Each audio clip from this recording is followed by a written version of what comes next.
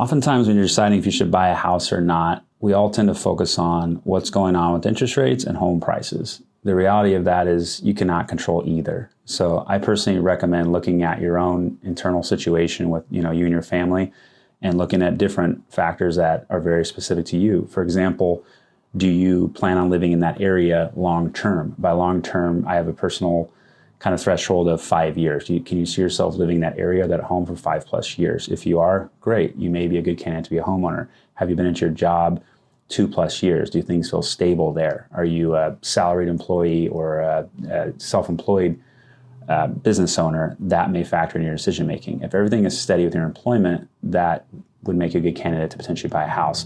Credit's the other one. Do you feel like you're on track with your making your payments every month? Is there any difficulty maintaining your current living situation or making your payments on time? If everything's good there, then you may be ready to buy a house.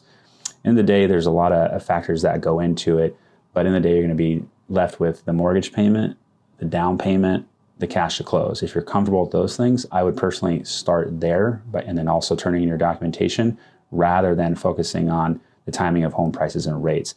Then whether you decide to buy or not, that doesn't really matter. I would focus on getting pre-approved, knowing what you can afford, knowing what you're comfortable with, and then let the chips fall where they may in terms of home prices and rates. Because those other factors are uncontrollable anyway, I'd stick with what works for you and your family. I don't know.